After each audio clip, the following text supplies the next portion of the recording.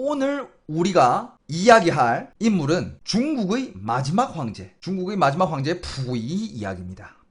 아이신觉罗 푸이라고 그래요. 중국 성이 아이신觉罗였어요. 이 사람은 아주 대단한 사람입니다. 왜 대단하다고 할까요? 왜냐? 중국의 그래도 황제였으니까. 그것도 마지막 황제였으니까.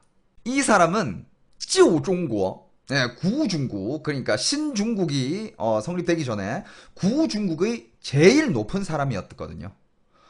그는 바로 중국의 황제, 그리고 그냥 황제가 아니라 중국의 제일 마지막 황제. 여기까지만 듣고도 많은 사람들이 제가 무슨 이야기를 할 것인지 어느 정도 감이 잡힐 겁니다. 이 사람은 아주, 이게 푸이 실제 사진이에요. 푸이는 1908년에 황제의 자리에 오르게 됩니다. 그때 그는 3살이었어요. 하지만 그의 운은 별로 좋지 않았죠. 황실에서 태어나고도 황제로 있었지만 3년도 되지 않아 우창치이가 일어납니다. 우창치이가 뭐냐면 한국말로 보니까 무창봉기라고 그러더군요. 무창봉기. 1911년에 10월 10일 중국 호북성 허베이성 우창에서 일어나 청나라를 반대하는 전쟁이었죠. 청조는 무너집니다. 그때 푸이의 황제 시절도 끝이 났고요. 실제로 6살에 황제 자리에서 내려오게 됩니다. 하지만 청나라는 무너졌지만 그 당시 중화민국의 정부는 푸이에게 약간의 특수 대접을 해줍니다. 특수 대접이 뭐냐? 그것은 바로 황제의 온 가족을 계속 자금성에서 살게 해줬습니다. 자금성에서 그냥 살면서 황제 노릇해라. 그 다음에 황궁 안에 있던 모든 사람들을 그대로 보존해주겠다. 그리고 정부에서도 돈을 지원을 해주겠다. 너의 그런 사치스러운 생활들을 계속 유지를 해라. 어떻게 보면 이 황제라는 게 중국의 상징이잖아요. 그거를 아예 없애는 건 좀 그렇겠다 싶어가지고 그냥 계속 황제 생활을 하게끔 합니다. 그런데 그 후로 그렇게 황제, 그러니까 황제는 아니지만 황제 생활을 얼마나 했을까요, 여러분들? 궁중에서 12년 동안 살게 됩니다. 그런데 12년 동안 부인은 계속 황궁에서 황제의 삶을 살고 그 다음에 성인이 될 때까지 바깥 세상을 아예 몰랐습니다. 바깥 세상에 대해서는 전혀 아무것도 모르는 거예요. 그러다가 1922년에 또 황제가 나이도 어리고 사춘기고 혈기왕성하고 어디로 튈지 모르고 막 이러잖아요. 심지어 그때 부인은 외국 선생님이 있었어요. 그러니까 선생님이 외국인이야. 양른이라고 하거든요. 그 사람한테 영어도 배우고 그 다음에 외국에 뭐 어떤 문화가 있는지도 배우고 막 이런 점들을 배우다가 뭐라 해야 될까? 그 중국의 황제들은 롱파오를 입잖아요. 용포? 그것도 안 입게 되고 정장으로 입게 되고 그 다음에 옛날의 권력의 상징이었던 그 변발 있잖아. 변발도 그냥 잘라버리게 됩니다. 그러면서 이제 점점 약간 새로운 사상들을 받게 되는데 거기 이제 황제의 그 어머님 뻘 되는 사람들이 있을 거 아니에요. 그 사람들이 이렇게 황제 놔둬서 안 되겠다. 이러다가 뭔가 사고를 치겠다. 그래가지고 황비를 차라리 결혼을 시키자 해가지고 이제 왕비를 고르게 됩니다. 왕비를 고르게 됐는데 어떤 왕비가 나오냐? 그 중에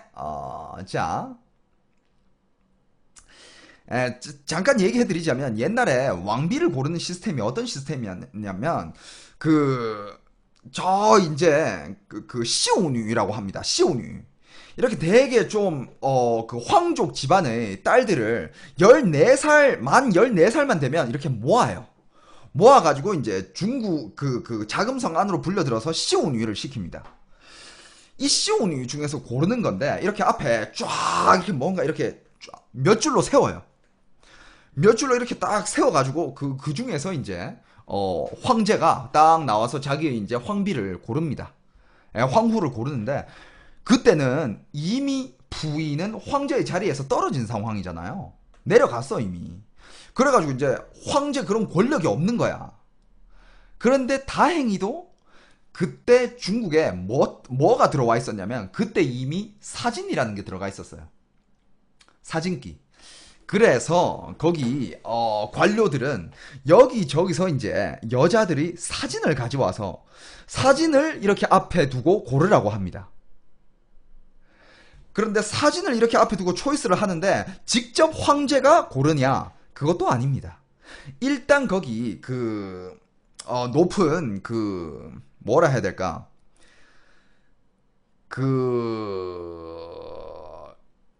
부위의 어머니 뻘 되는 그런 사람들이 이제 고르기 시작합니다. 그걸 뭐라고 부르지? 중국어로는 약간 이제 황타이허우거든요. 황타이허우.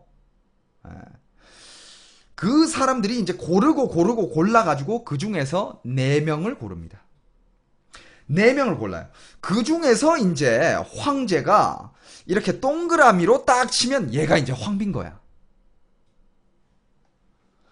근데 그때 황제는 그 사진들이 그렇게 뭐라 해야 될까 좀 어차피 사진이 옛날에는 그렇게 잘 나오진 않았잖아요.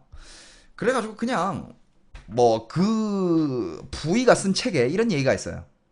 나는 그때 어렸고 아무것도 몰랐다. 결혼을 하는 이유는 내가 성인이 되기 때문에 성인이 되면 다른 사람의 관리를 받을 필요가 없기 때문에 나는 결혼을 했고 그때 사진 4장이 있었는데 나는 그냥 그 사진이 다 똑같아 보였다. 유일하게 내가 비교를 할 수 있었던 거는 그냥 거기 여자들이 입고 있는 지바오의 누구의 무늬가 좀 더 화려했나 그뿐이었다. 이렇게 자기 자서전에 적어 놓았습니다. 그러니까 아무것도 모르고 고른 거야. 근데 처음에 여러분들 고른 사람이 누군지 아세요? 처음에 골랐던 여자가 이 여자입니다. 처음에 골랐던 여자가 원시우예요. 이 여자를 골랐어요. 그런데 거기 한 마마가 나오더니 안 된다. 이 여자 안 된다. 반대다. 다시 골라라. 근데 옆에서 또 다른 마마는 아닙니다. 이미 골랐습니다. 더 이상 다시 고를 수 없습니다. 아닙니다. 다시 골라야 됩니다. 다시 고를 수 없습니다. 이러면서 둘이 막 싸우는 거야. 근데 부인은 옆에서 그 싸움을 보다가 머리가 아픈 거지. 머리가 아파가지고 원래는 얘한테 먼저 동그라미를 쳤는데 계속 다시 골라 하니까 그 다음에 동그라미를 친 게 이 여자입니다. 이 여자는 완롱이라는 사람입니다. 근데 결국으로는 완롱이 왕비가 됩니다. 황허죠. 그러니까 황후가 되는데 근데 옛날에 어떤 규칙이 있었냐면 자 여러분들 옛날 사람이잖아.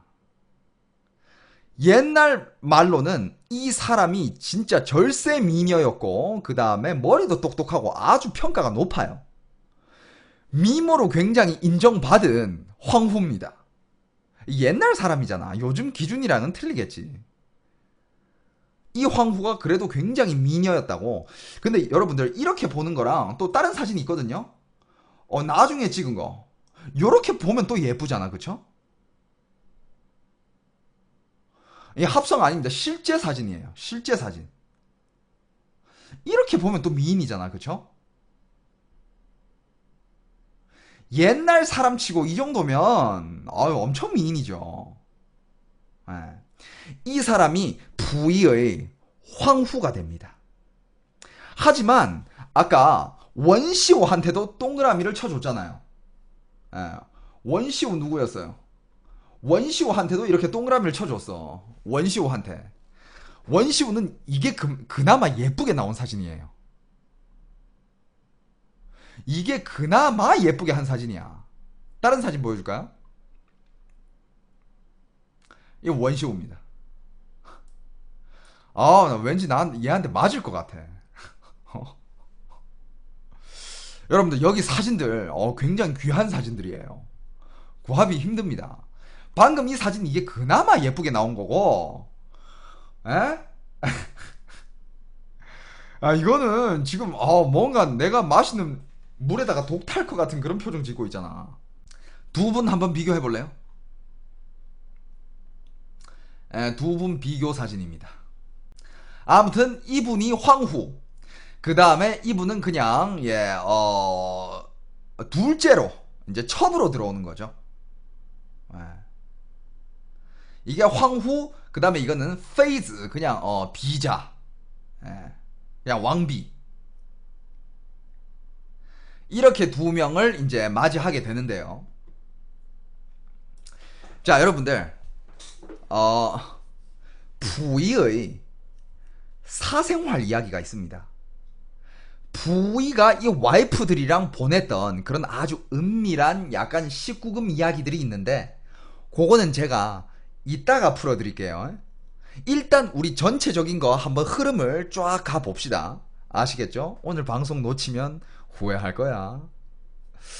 자, 아무튼 이렇게 두 분을 이제 와이프로 딱 맞이를 하고 이제 나날을 보내는데, 좋은 날은 계속 되지 않습니다.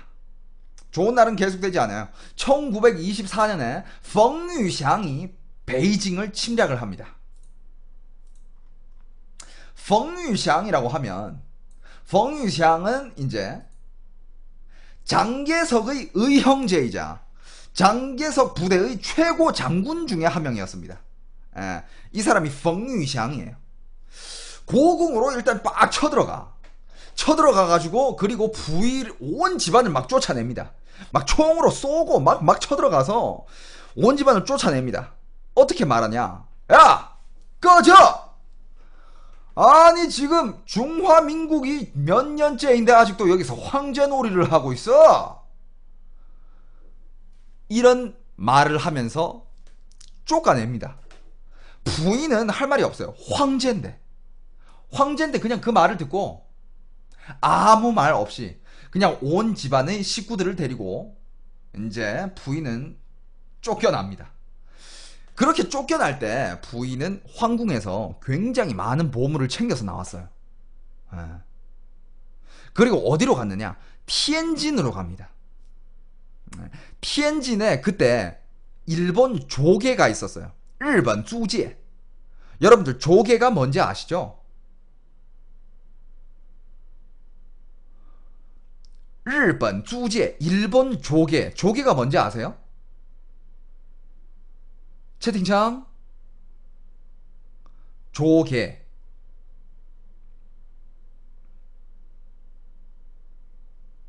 천지는 티엔진입니다. 예. 조계 아시는 분들은 아실 텐데, 그 조계 말고요. 조기에. 게. 예. 먹는 조개 아니고, 그래요. 예, 제가 가르쳐 드릴게요. 조개란 제국주의 국가의 불평등 조약으로 식민지 국가를 강입하게 개항시킨 도시의 외국인 거주지를 말하는 겁니다. 뭔지 알겠죠? 예. 그러니까 일본의 그 어떻게 보면 식민지죠. 예. 그러니까 불평등 협약으로 그냥 뺏어온 그런 식민지 같은 곳입니다. 그쪽으로 이제 이사를 가게 돼요. 예. 그 거주지 이름은 찡유엔입니다. 지금도 아직 있어요. 옛날에 부위가 황궁에서 쫓겨나서 살던 집 모습을 보여드릴게요. 지금도 아직 있습니다. 티엔진에 가면 있어요. 티엔진. 티엔진이 천진이에요. 중국의 천진. 예. 이게 찡유엔이라는 곳입니다. 그때 당시 이 정도면 어마어마했죠. 그쵸? 예. 좋죠. 그쵸? 다른 각도 사진 한번 보여드릴까? 요건 다른 각도에서 찍은 사진. 부위가 이곳으로 입주한 이후 이곳은 아주 작은 왕국으로 변합니다. 비록 부위가 황제 자리에서 물러난 지 오래지만 많은 중국의 인민들은 그 청조 때의 영광을 잊지 못합니다. 청조를 그리워하는 거죠. 칭샤오. 부위를 거의 신으로 그냥 완전 보배로 이렇게 떠받들이는 거야. 우리 부위 황제 막 이러면서. 부위 자신도 언젠가는 여기 살고 있었지만 언젠가는 나는 다시 자금송으로 돌아갈 거고, 나는 다시 황제의 자리에 오르게 될 거며, 옛날 그 청조 때의 휘황찬란함을 내가 다시 되찾겠다. 이런 생각을 계속 하면서 살았어요. 그런데 한번 생각해 보세요. 중국의 마지막 황제가 이렇게 자금성에서 쫓겨나서 이렇게 뭔가 허름한 곳에서, 황제가 사는 곳이랑 비교하면 좀 허름하죠. 여기서 이렇게 딱 지낸다는 얘기를 들으니까 많은 사람들이 나쁜 생각을 하게 되는 거예요. 아, 저 황제 가지고 뭔가를 하면 좀 잘 되겠는데, 저 황제를 좀 이용해 먹어야 되겠는데, 막 에? 이런 생각을 하는 사람들이 굉장히 많았어요. 그 중에 누구냐? 그 중에 누가 제일 많은 이런 생각을 했냐? 누굴 것 같아요? 누가 제일 그 마지막 황제 부위를 타겟으로 여겼겠습니까? 아, 여행 자전거님 나이스. 일본이죠. 맞습니다. 예. 일본이 제일 막 많이 찾아와가지고 막 이거 있잖아. 아, 우리랑 같이 손잡자. 아, 이거 너 황제 자리 되찾아야 되지 않냐? 우리가 도와주겠다. 아, 막 이렇게 하는 거예요. 그런데 그거를 쳐다보던 아까 그 황비 말고 그 황후 말고 비자가 한 명 있었잖아요. 아, 우리 약간 좀 니킥 날릴 것 같은 이분, 예, 원시우. 원시우는 그때 굉장히 좀 강한, 뭐라 해야 될까, 사상, 뭔가 자기 주관이 굉장히 뚜렷한 여자였어요. 그래서 부위한테 가서 이런 말을 합니다. 아, 일본 놈들은 나쁜 놈들이야. 당신에게 찾아오는 것은 뭔가 나쁜 일을 꾸미고 있는 게 틀림없어. 당신 정신 똑바로 차리고 넘어가면 안 돼. 어? 여보, 부위한테, 여보, 일본 애들한테 넘어가지 마. 그런데 부인은 아직 지가 황제인 줄 아는 거야. 그 황제들이 그런 약간 병신 같은 그런 게 있어요. 그러니까 지금으로 따지면 옛날 그 황제들이 뭘 알아? 지금 이 시대에 그런 황제들이 있었잖아요. 진짜 쓸모없는 인간들이야. 예. 그런데 그때 그 황제가 하는 말이, 아니, 어? 네가 황후도 아니고 네가 한 비자가, 한 첩이 지금 나한테 이래라 저래라 하는 거야. 어? 너 지금 정치에 간섭하는 거야? 너 큰 죄인 거 알아 몰라? 이러면서 부위가 막 완전 막 뭐라 그래요. 미쳤나 이게 진짜. 어디 하늘 같은 황제한테. 어? 그런데 원시우도 한 성격을 하는 여자였어요.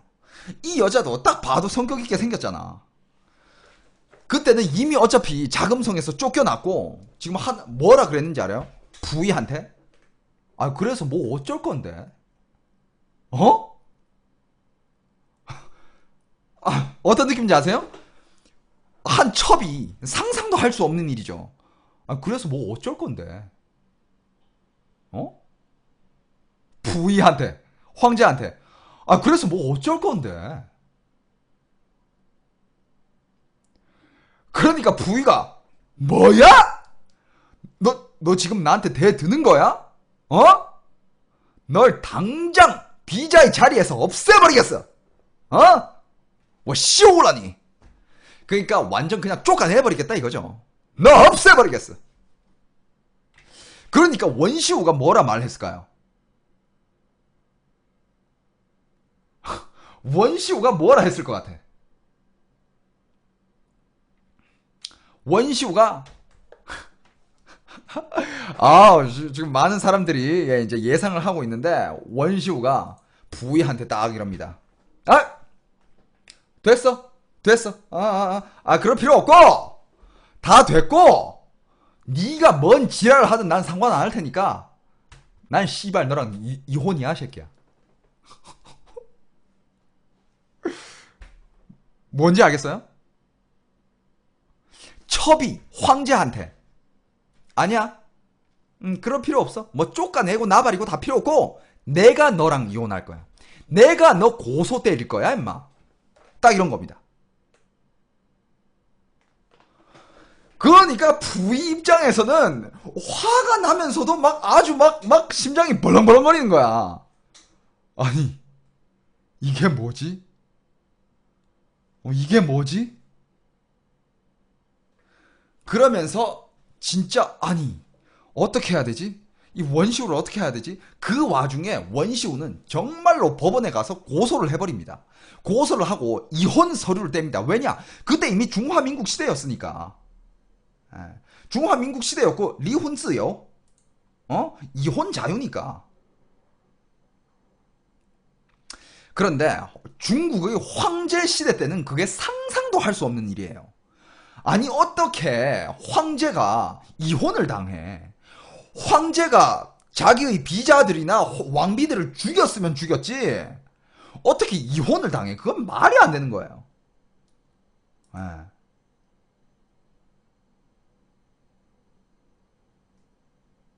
그런데 부인은 어떻게 했을까요? 이때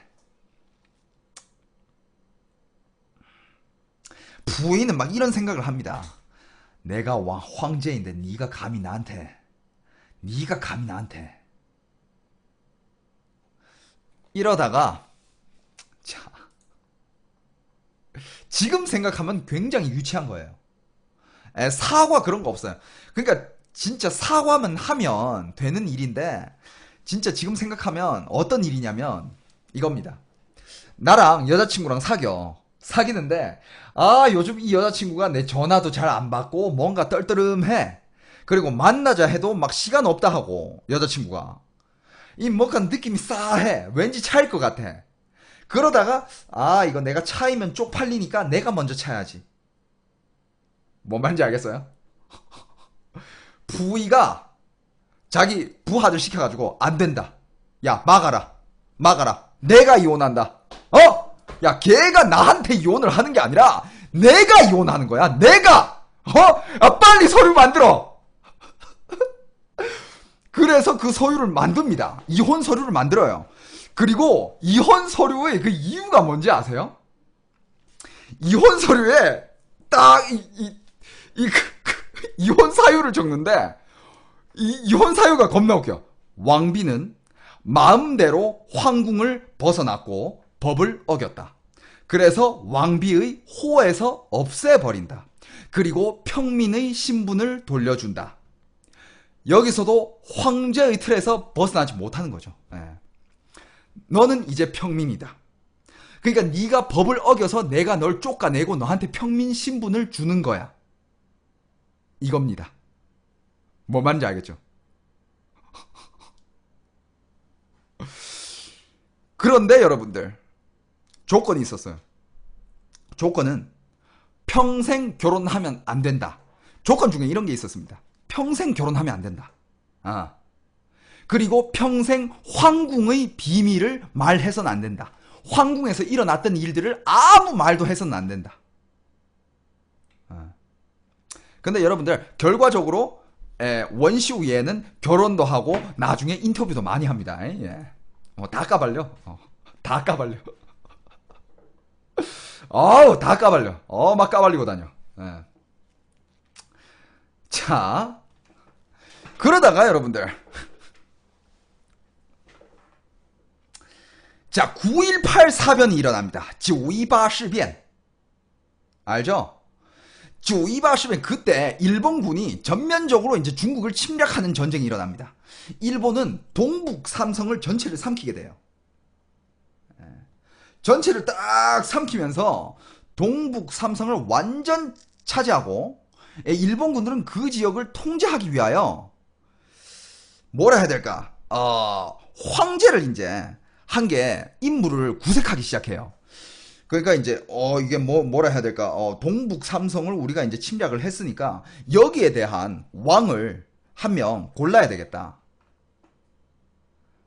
누굽니까? 누구예요? 그렇죠. 만저우고 만주국. 만저우고라고 나라 이름을 짓고 만주국이라고 말을 하며 왕을 세우는데 제일 합당한 인물이 누구야? 부의죠. 부의는 원래 황제였고 지금 저기서 침략을 당해가지고 쫓겨난 상태고 부의는 다시 한번 중국 그 황제 시절의 영광을 되찾기 위해서 황제 자리에 다시 한번 오른다. 거기에는 일본이 도와주었다. 얼마나 명분이 좋아. 그때 일본군 얍삽한 새끼들이야 아주. 그래서 부이한테 가서 딱 이렇게 꼬셔요. 자, 너는 이제 황제를 다시 해야 된다. 어?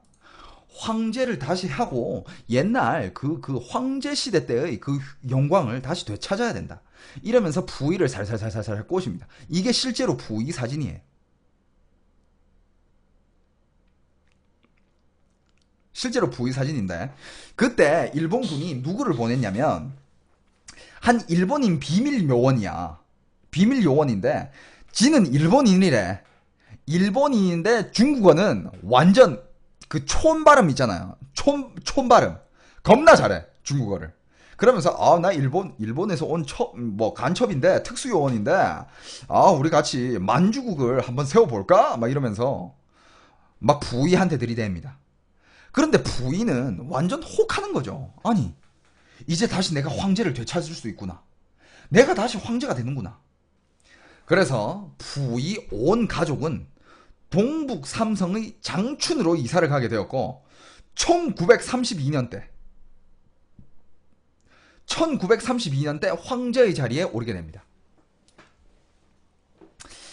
처음에는 부위가 청나라의 영광을 되찾았다라고 여겼지만 시간이 얼마 지나지 않아 부위는 일본인들에게 이용을 당하고 있다는 것을 눈치채게 됩니다. 그건 당연히 병신이라도 눈치쳐야지.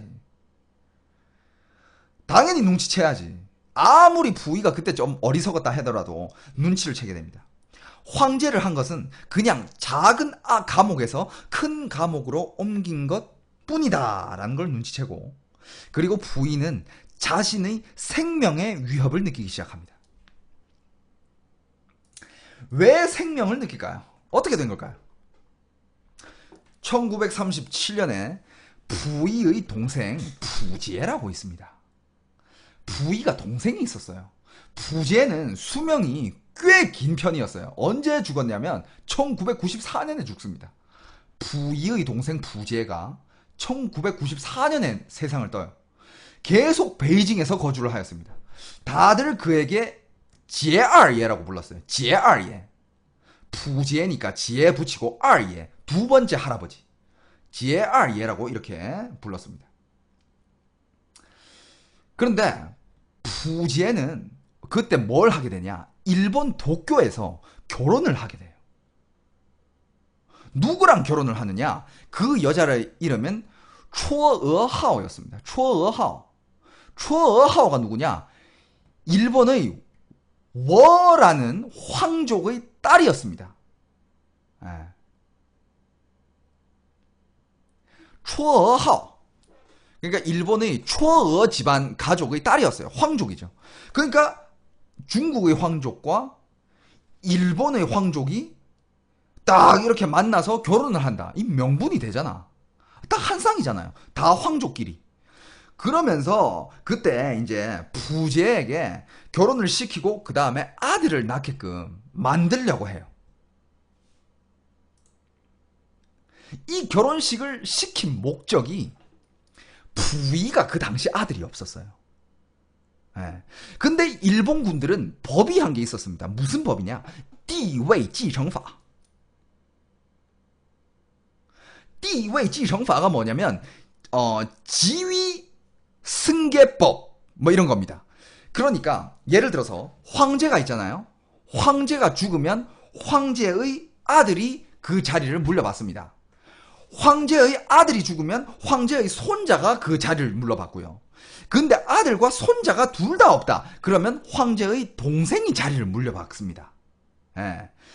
황제의 동생이 아들이 있다. 그러면 황제의 동생 아들이 또 그 자리를 물려받을 수 있고요. 그래서 일본은 어떤 생각을 한 거냐? 부제가 일단 일본 황족이랑 결혼을 해. 결혼을 시키고 아들을 한 명 낳잖아? 그러면 그 아들은 반이 일본 혈통이야. 그 아들이 생기는 순간 부위랑 부제를 없애버리자. 뭐 말인지 알겠죠? 일본군은 그런 생각을 하고 있어요. 음모를 꾸미고 있었습니다. 부제가 아들을 낳는 순간 부위랑 부제를 그냥 쥐도 새도 모르게 죽여버리자. 죽여버리고 그 아들을 황제 자리에 올리자. 왜냐? 그 아들은 반이 일본 혈통이니까. 그래서 부인은 부제가 결혼을 한 후로 똥줄을 겁나 타게 됩니다. 여러분들 사진을 보시면 이게 부제와 당시 일본 그 와이프의 사진인데요. 뭔가 그 일본의 와이프는 뭔가 되게 뭔가 풍만하게 생겼네요. 그죠? 예.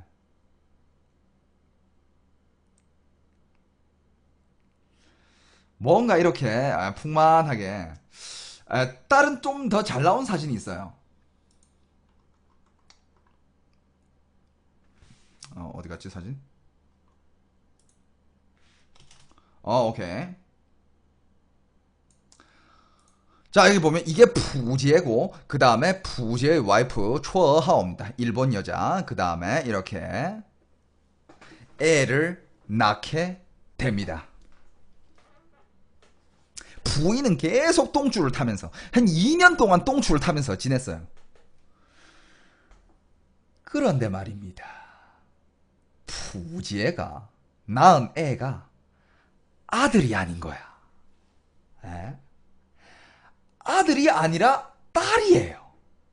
아하. 아들이 생겼으면 부제랑 부이가 둘 다 죽은 목숨이야. 그런데 딸이 나온 거예요. 심지어 부제도 내가 아들을 낳으면 내가 죽겠구나라는 거를 눈치는 채고 있었어요. 그런데 딸이 나오니까 딸한테 이름을 지어줍니다.